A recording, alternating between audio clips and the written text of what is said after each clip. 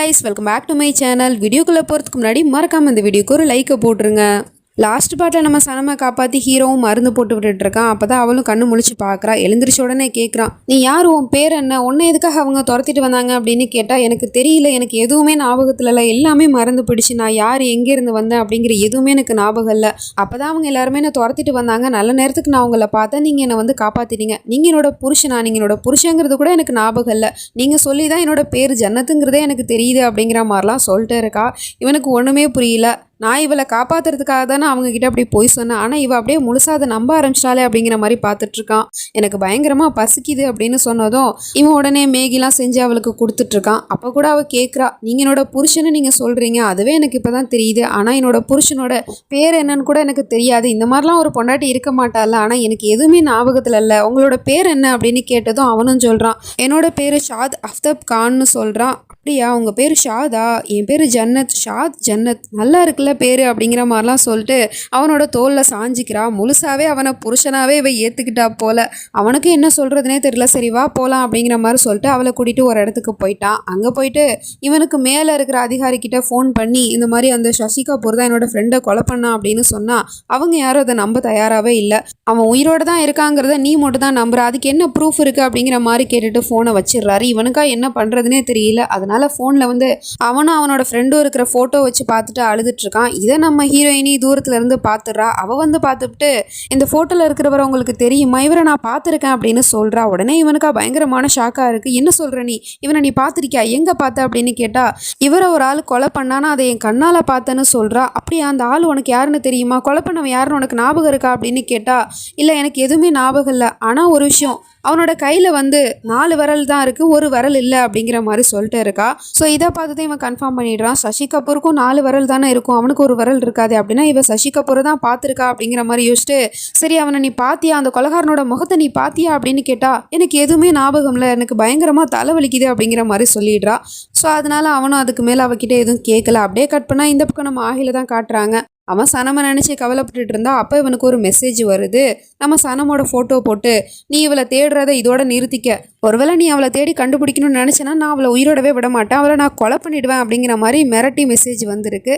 So அந்த மெசேஜில் வந்து நம்ம ஹீரோயினுக்கு பின்னாடி வந்து ஒரு செவர் இருக்குது. அந்த செவர் இருக்கிற இடம் வந்து இவனுக்கு தெரியும் போல். அதனால் இவனும் நம்ம சனமை காப்பாற்றுறதுக்காக அங்கே போயிட்டே இருக்கான். அங்கே போனால் ஒரு கூண்டுக்குள்ளே ஒரு பொண்ணு தான் விழுந்து கிடக்கிறா. அது அந்த சூனியக்காரி தான். அது தெரியாமல் இவனும் போயிட்டு சனம்னு சொல்லிட்டு ஓப்பன் பண்ணி முகத்தை பார்த்தா அவனுக்கு பயங்கரமான ஷாக்காக இருக்குது. உடனே அவகிட்ட கேட்குறான், நீ இங்கே என்ன பண்ணிகிட்டு இருக்க அப்படின்னு கேட்டால், என்னை விட்டுருங்க.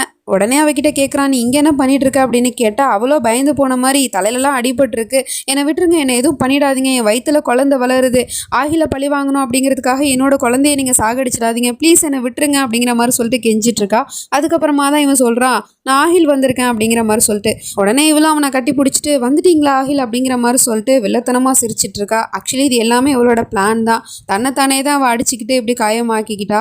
அதுக்கப்புறம் அவனும் அவளை சேரில் உட்கார வச்சுட்டு பொறுமையாக கேட்குறான், என்ன நடந்துச்சு இங்கே, சனம் எங்கே அப்படின்னு கேட்டால், அவள் எங்கே போனான்னு எனக்கு தெரியாது அப்படின்னு சொல்கிறான். அது எப்படி உனக்கு தெரியாமல் இருக்கும், அப்புறம் நீ எப்படி இங்கே வந்தேன்னு கேட்டால், நான் மெடிக்கல் ஷாப்பில் மருந்து வாங்கிட்டு இருந்தேன், அப்போ தான் 4-5 கிட்னாப்பர்ஸ் வந்து என்னை கிட்னாப் பண்ணி இங்கே தூக்கிட்டு வந்துட்டாங்க, அதுக்கப்புறம் என்னை பயங்கரமாக அடித்து கொடுமைப்படுத்தினாங்க, அவங்க உங்களை பழி வாங்கணும்னு நினைக்கிறாங்க, உங்கள் குடும்பத்தில் இருக்கிற ஒருத்தரையுமே உயிரோட விடமாட்டேன்னு சொல்லிட்டு இருந்தாங்க, என்னோட குழந்தை உட்பட எல்லாருமே கொன்னுடுவேன்னு சொன்னாங்க, என்னோட குழந்தை எப்படியாவது காப்பாற்றுங்க ஆகில், ப்ளீஸ் ஆகில் அப்படிங்கிற மாதிரி சொல்லிட்டு கெஞ்சி கேட்டுட்டு இருக்கா. அதனால் இவனுக்கும் என்ன பண்ணுறதுனே தெரியாமல் முழிச்சிட்டு இருக்கான்.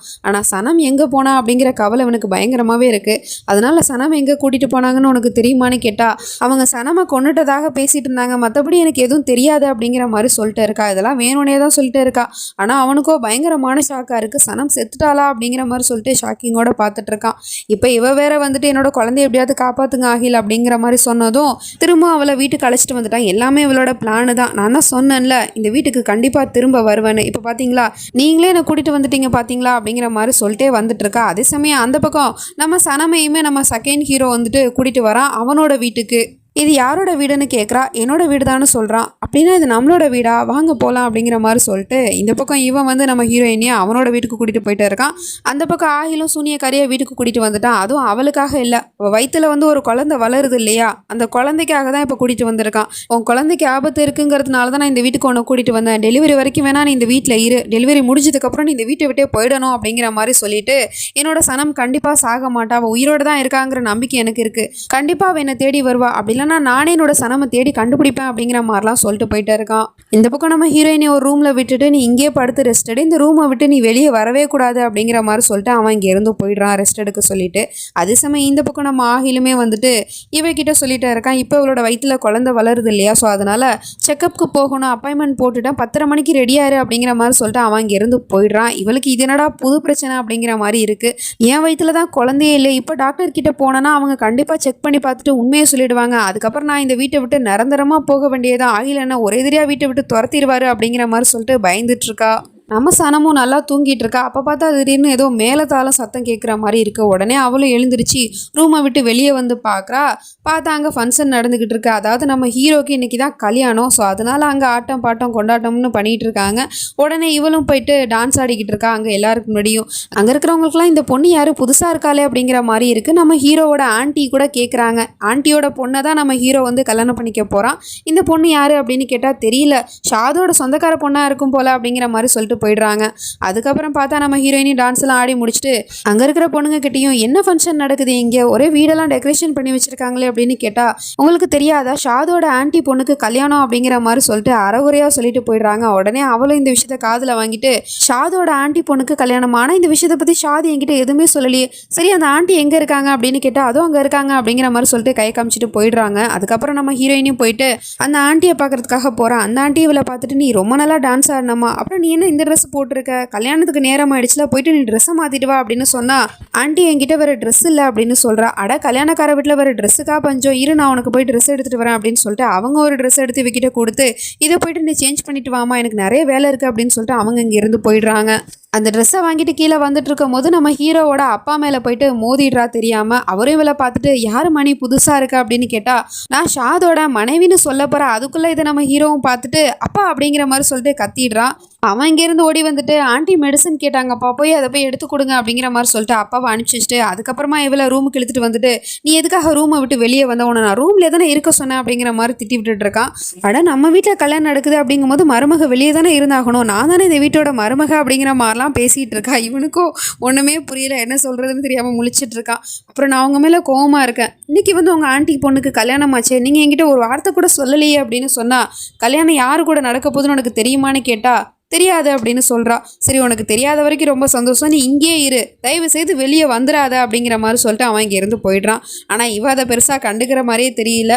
அந்த ஆண்டி கொடுத்த ட்ரெஸ்ஸை மாற்றுறதுக்காக போயிடுறா. அதே சமயம் அந்த பக்கம் பொண்ணு மாப்பிள்ளையை வந்துட்டு வர சொல்லிட்டாங்க கல்யாணம் பண்ணுறதுக்காக. பொண்ணை கூட்டிகிட்டு வந்துட்டுருக்காங்க. பொண்ணோட முகத்தை இது வரைக்கும் நமக்கு காமிக்கல. பொண்ணு பேர் வந்து மிஷ்பா, அந்த ஆண்டியோட பொண்ணு தான் போல. அதே சமயம் இந்த பக்கம் நம்ம ஹீரோயினியும் ட்ரெஸ் எல்லாம் மாற்றிட்டு ஷால் எடுத்து போட போகிறா. அப்போ தான் வந்து அங்கே இருக்கிற இன்விடேஷன் அவள் கவனிக்கிறா. அதை பார்த்து அவளுக்கு பயங்கரமான ஷாக்கு. ஏன்னா இவ இப்போ புருஷனா யார் நினச்சிட்டு இருக்காளோ அவனோட பேர் தான் போட்டிருக்கு, ஷாத் மிஷ்பாக்கு தான் கல்யாணம் அப்படின்னு சொல்லிட்டு. அதை பார்த்த உடனே இவ அங்கேருந்து ஓடி வந்துட்டு இருக்கா கல்யாணத்தை தடுத்து நிறுத்தணும் அப்படின்னு சொல்லிட்டு. அதுக்குள்ளே இங்கே பொண்ணு மாப்பிள்ளை உட்கார வச்சுட்டு கல்யாணம் பண்ண போகிறாங்க. பொண்ணுக்கிட்டையுமே கேட்குறாங்க, மிஸ்பா ஷாத் அஃப்தாப்கான உங்களோட கணவனாக ஏற்றுக்கிறதுக்கு உங்களுக்கு சம்மதமா அப்படிங்கிற மாதிரி கேட்டுட்டு இருக்காங்க.